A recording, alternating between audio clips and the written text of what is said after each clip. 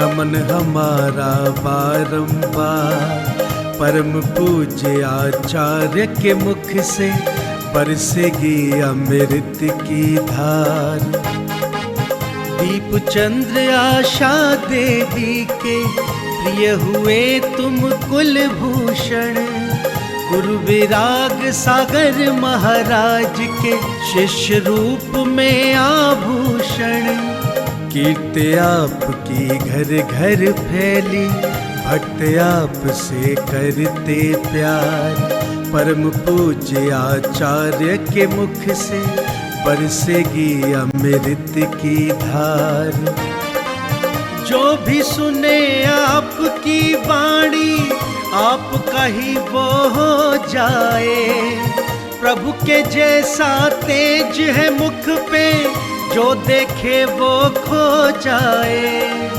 धर्म विमुख भी लौटाते हैं, जो सुन ले तुमको एक बार। परम पूज्य आचार्य के मुख से बरसेगी अमृत की धार। शाकाहार की सीख फैलाओ, धर्म का मार्ग दिखाते हो। जीवन की क्या सच्चाई है, सविस्तार बताते हो। सुने आपकी जो भी वाणी, हो जाए वो भव से पार। परम पूज्य आचार्य के मुख से बरसेगी अमृत की धार। आओ गुरुवर की वाणी को आत्मसात हम करते हैं। सुनकर इनके प्रवचनों को धर्म से झोली भरते हैं। जिन वाणी चैनल करता है, प्रेषित चरणों में आभार। परम पूज्य आचार्य के मुख से बरसेगी अमृत की धार। इस कार्यक्रम के पुण्यार्चक हैं श्री अशोक कुमार जैन, श्रीमती संतोष जैन, श्री बॉबी जैन, श्रीमती सिम्मी जैन, श्री संदीप जैन, श्रीमती सोनिया जैन, आदित्य जैन, प्रियंका जैन, अतिशा जैन, अनंत जैन एवं विधि जैन, बिजरौल वाले, Delhi. Vardhman traders, Indian girl, Delhi.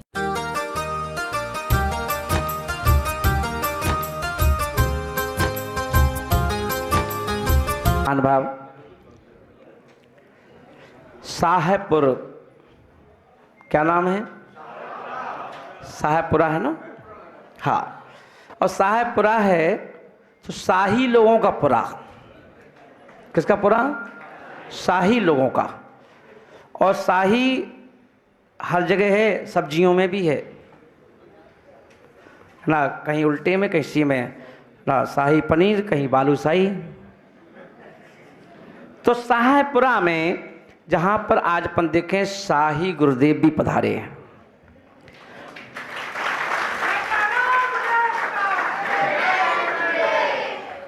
और वह गुरुदेव पधारे हैं। जब भी कोई गुरु हमारे नगर में आते हैं बड़ी खुशी होती है। मैं कल देख रहा था कि गुरु आ रहे हैं तो गर्मी अर्मी कुछ नहीं लगती। सब लोग उस धूप में भी गुरु के साथ साथ उनको रिसीव करने के लिए, उनके साथ साथ कदम से कदम मिलाकर चलने के लिए कुछ तैयार ना। क्यों? क्योंकि मालूम है कि इस पंचम काल में गुरु ही तो हैं। साक्षात अरहंत का दर्शन हमें है नहीं, साक्षात सिद्ध परमेष्ठियों से हमारा साक्षात्कार है नहीं। अब ये इस पंचम काल में तीन परमेष्ठी ही हैं, या तो आचार्य हैं, या उपाध्याय हैं, या साधु परमेष्ठी हैं जो बोलते हैं। क्योंकि भगवान की मूर्ति कितनी सुंदर हो पर वो बोलती नहीं है। बोलती है क्या? है ना? इसीलिए आचार्यों ने उसको अचेतन तीर्थ कह दिया। बोले अचेतन तीर्थ है। और बोले जितने भी चलते फिरते संत हैं ये चेतन तीर्थ हैं। और जब कोई चेतन आत्माओं के बीच में जब कोई चेतन गुरु आते हैं तो समाज में क्या होता है? एक आनंद बिखर जाता है। और इसलिए वही आनंद अपन देखें, जब गुरु आए तो आपको क्या हुआ? मैं सबके चेहरे पढ़ रहा हूँ, चेहरे पड़ रहा था, तो बड़े खुश हो रहे थे कि वाह महाराज जी है ना। और महाराज जी भी सबको देख के खुश हो रहे थे कि हमारे शाहपुरा के लोग ना, ये वही स्थान है जहाँ पंचकर्मा करवाया था। तो अपन देखेंगे महान बाब, क्योंकि यहाँ अपन देखें चेतन तीर्थ अचेतन तीर्थ, और जब कभी अपन जाते हैं तो भगवान से हम क्या बोलते हैं कि प्रभु तो मौन बैठे हैं, तुमसे हमारा वास्ता क्या है। कि प्रभु तो मौन बैठे हैं, इनसे हमारा वास्ता क्या है। हे गुरुदेव आप ही बोलते हो, बता दो मुक्ति का रास्ता क्या है।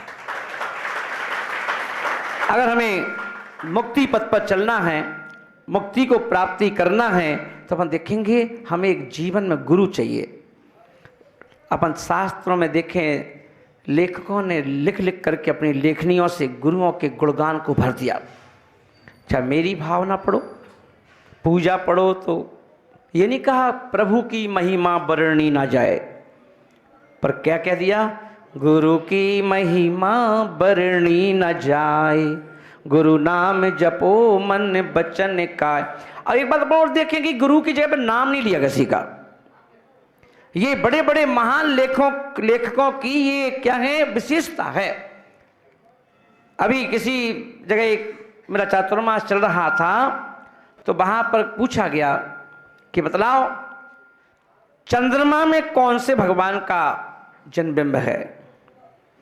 चंद्रमा में कौन से भगवान का जन्मबिंब है। कई लोग बोले चंद्रा प्रभु भगवान का है। क्या बोले, आप लोग भी यही कहोगे शायद, हैं? कुछ कहोगे नहीं कहोगे। चंद्रमा में कौन से भगवान जी का वास है ना, मालूम ही नहीं अपन को कौन से भगवान का है ना। तो लोग बोले चंद्र प्रभु भगवान का है। उनका ज्ञानी जी, जितनी आकृत्रिम चीजें हैं ना, वहां पर ज्ञान की आवश्यकता है। चंद्रमा एक क्या है, शाश्वत चीज है। ये हम लोग रहें ना रहें, चंद्रमा हमेशा रहेगा। और चंद्रमा रहेगा तो हम लोग तो क्या है, जितने भी तीर्थंकर हैं ये निमित्तिक पर्व के रूप में हैं, और चंद्रमा जो है वो हमेशा रहेगा। निमित्तिक लोग तो चले जाएंगे, तो इसलिए निमित्तिक व्यक्ति की, निमित्तिक पर्सन है, उस व्यक्ति के जन्मबिंब चंद्रमा में नहीं हो सकता। वहां पर यदि होगा तो किसका होगा, अरहंत परमेष्ठी का। तो चंद्र प्रभु भगवान का अगर मान लोगे, चंद्र प्रभु भगवान अभी तो हैं, पर अभी जो नई 24वीं आएगी तो ये चंद्र प्रभु तो चले जाएंगे, और अगली 24वीं में चंद्र प्रभु हैं कि नहीं पता ही नहीं।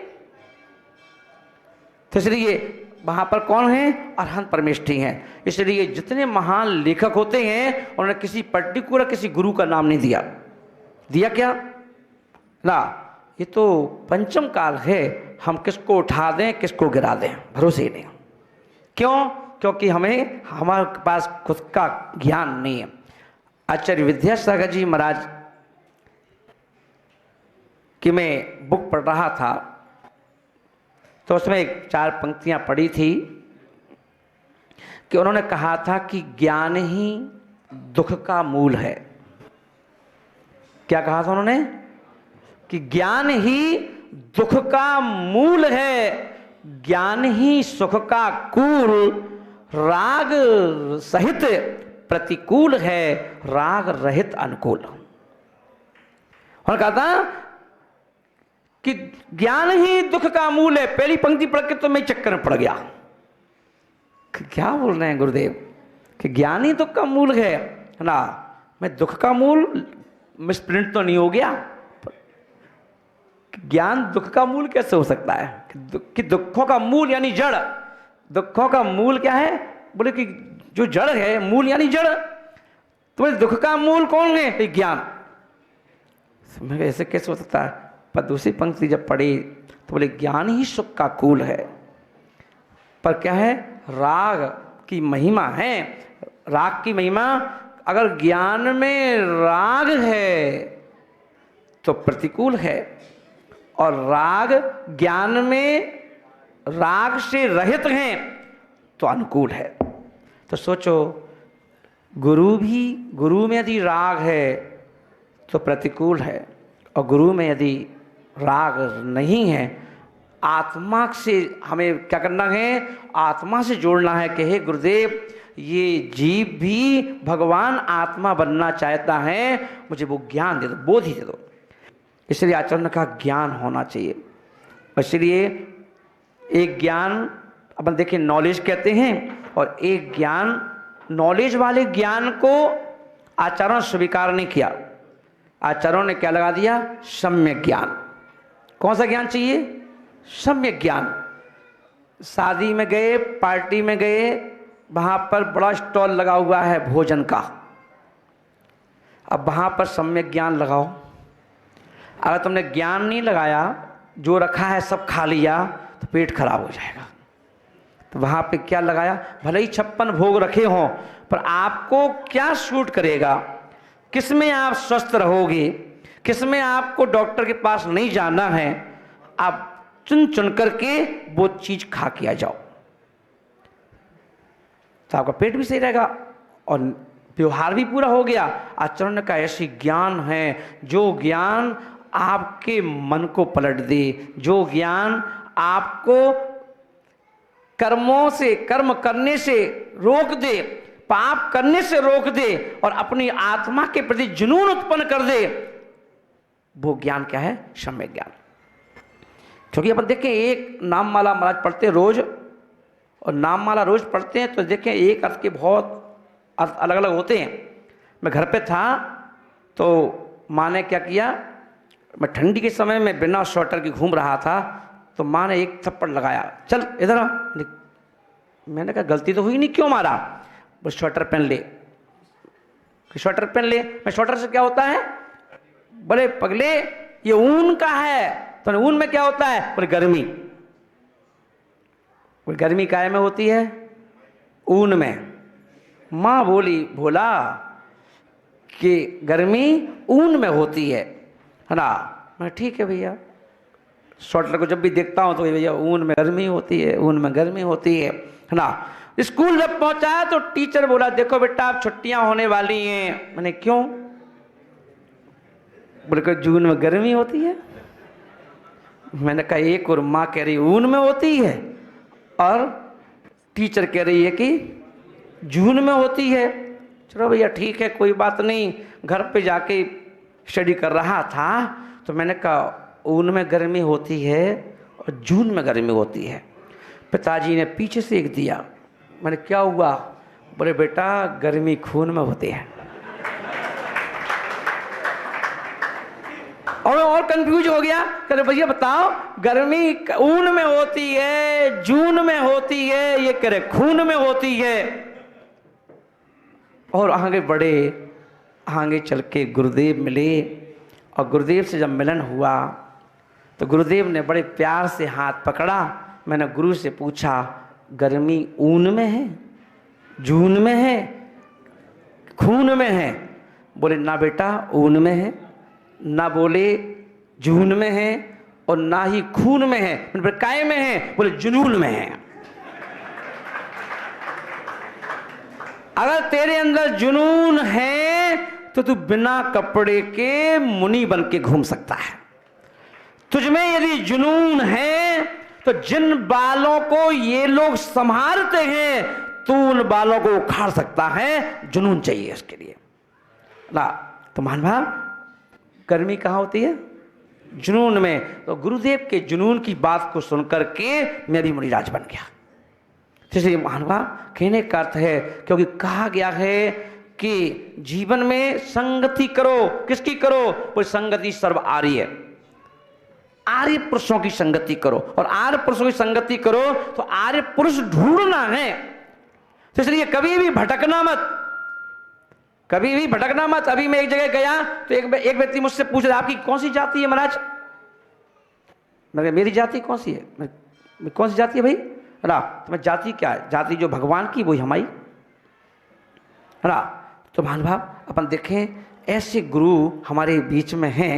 और अपन देखें अभी कहाँ हैं महाराज जी? कहाँ जाने वाले हैं? कहाँ जाने वाले हैं? अरे अभी कहाँ जाने वाले हैं? आज के बाद मंदाकिनी जाएंगे। मंदाकिनी में क्या है? और मंदाकिनी के आगे कहाँ जाएंगे? काय के लिए? ओहो, पंच कल्याणक के लिए। पंच कल्याणक एक ऐसी चीज है। क्या है पंच कल्याणक? 5 दिन का पंच कल्याणक, और उस 5 दिन में कहीं पाषाण की प्रतिमा, कहीं धातु की प्रतिमा आएंगी, और 5 दिन में गुरु की संगति करके भगवान बन जाएंगी। 5 दिन में। पर उन 5 दिन की संगति में आपको भी संगति करना है। कौन करेगा संगति? देखिए, मैं भी तो संगति करने आ गया हूं। मैंने गुरुदेव से कहा, गुरुदेव मैं भी संगति करूंगा, पंच कल्याणक में रहूंगा। बोले ठीक है महाराज, है ना? क्योंकि आगम में लिखा है, आगम में लिखा है कि जब भी कहीं पंच कल्याणक हो रहा हो, वहां की समाज श्रीफल चढ़ाए या ना चढ़ाए, महाराज जी बुलाए या ना बुलाए, तुम पहुंच जाना। बोले शादी से पुण्य की प्राप्ति होती है।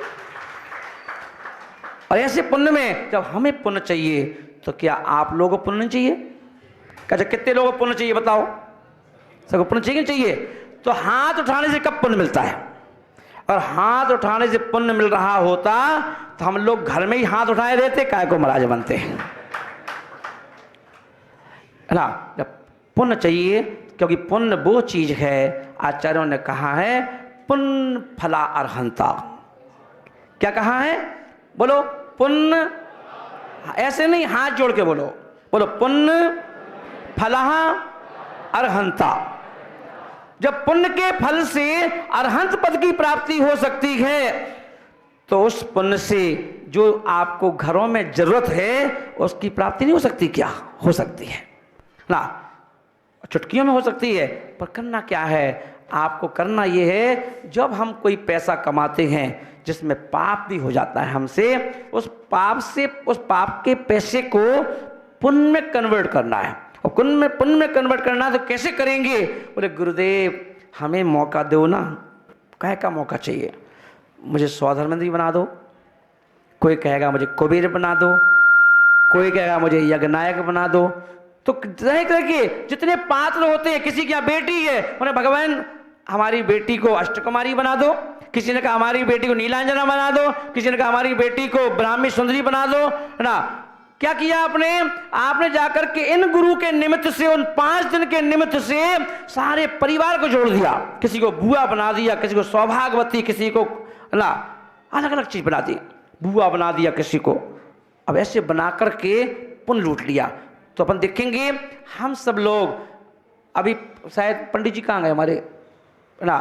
इस पंचकला के पात्रों में शायद बन चुके होंगे, है ना? और नहीं बन चुके हो तो बन जाना, क्योंकि बन करके जब हम 5 दिन बैठेंगे और एक साथ 24 मुनिराज हैं, अभी 24 तीर्थंकर के प्रतीक 24 मुनिराज इस पंचकल्याणक में बैठेंगे, और 24 मुनिराज 24 भगवान के प्रतिमूर्ति के रूप में, और जब 24 भगवानों के लिए एक साथ मिलकर के उस पंचकल्याणक में सूर्य मत देंगे, है ना? सोचो वहाँ कैसे चमत्कार होगा।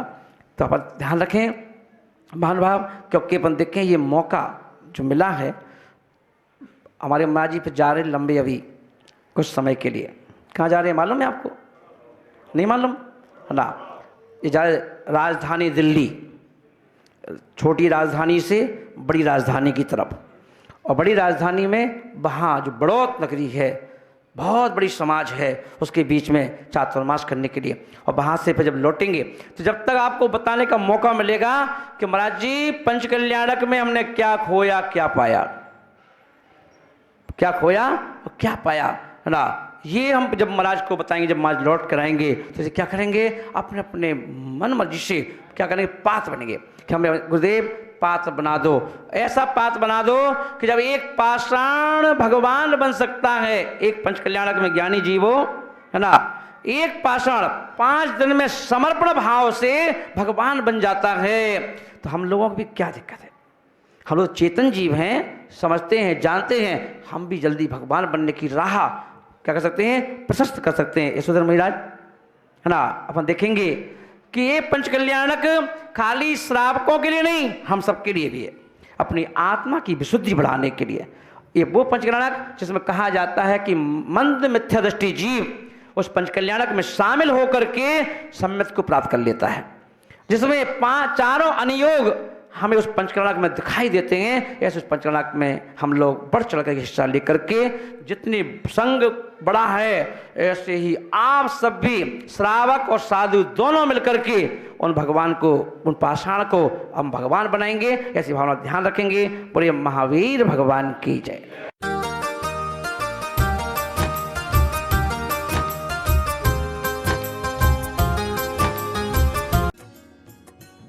इस कार्यक्रम के पुण्यार्चक थे श्री अशोक कुमार जैन, श्रीमती संतोष जैन, श्री बॉबी जैन, श्रीमती सिम्मी जैन, श्री संदीप जैन, श्रीमती सोनिया जैन, आदित्य जैन, प्रियंका जैन, अतिशा जैन, अनंत जैन एवं विधि जैन, बिजरौल वाले, Delhi. Vardhman traders, Indian girl, Delhi.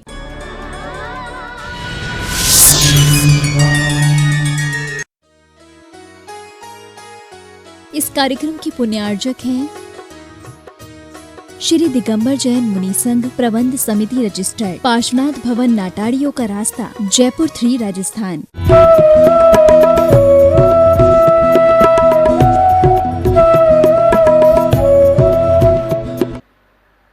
भोग का मतलब हम खाएंगे, बच्चे खाएंगे, सब मौज मनाएंगे, खुशियां मनाएंगे, एक तरह से भोग है, इंद्रिय पोषण मात्र है। वहाँ अतिथि वगैरह का कोई ध्यान नहीं है, उपयोग में कोई खास निर्मलता नहीं है, इंद्रिय पोषण की ही बात है।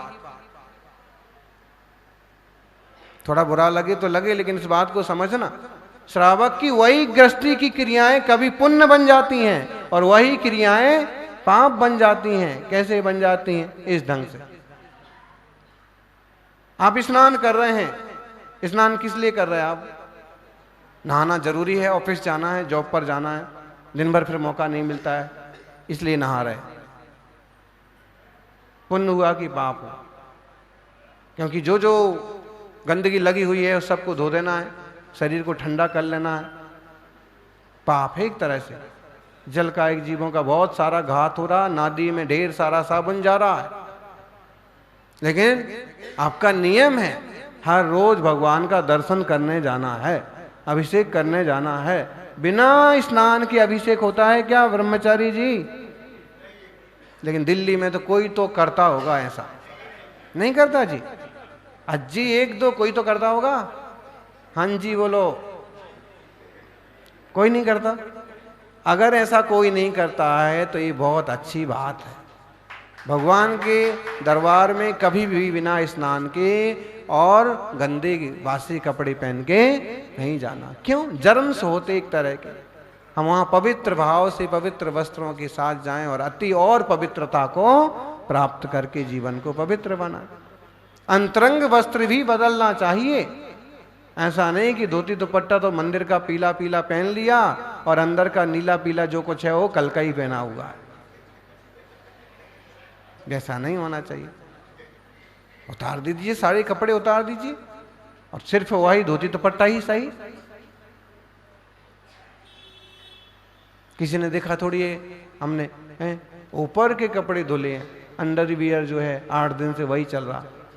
तुमको खुजली होगी, दूसरे जो तुम्हारे पहने हुए कपड़े पहनेंगे उनको भी समझो। ऐसा नहीं करना। अशुद्धि हो गई वस्त्रों की, फिर अभिषेक का आनंद भी नहीं आएगा और फल भी नहीं मिलेगा। थोड़ा सा और परिश्रम कर लो। यही सोचते ना इतना परिश्रम क्यों करना पड़े और इतना क्यों करना पड़े। थोड़ा और परिश्रम कर लो, लेकिन मन की शुद्धि भी बना लो, वचन की शुद्धि भी बनाओ और काय की शुद्धि भी होना ही चाहिए। काय की शुद्धि भी होना चाहिए। माने शरीर तो स्नान किया हुआ है। जो लोग प्रभु का दर्शन और नमन करते हैं, मुनि राजों की सेवा में तत्पर रहते हैं, केवल उन्हें ही नहाने का अधिकार है, बाकी किसी को नहाने की भी कोई जरूरत। ये हम बहुत काम की बात बता रहे हैं आपको। ये अगर मम्मी कहे कि बेटा जबरदस्ती के नहाओ नहाओ, तो बोलो महाराज जी ने ऐसे कहा है, तो ना तो मुझे मंदिर जाना है और ना मुझे अभिषेक करना है और ना मुझे महाराज जी के पास जाना है। ऐसे में मुझे नहाने की कोई जरूरत। इसका भावार्थ समझिए आप।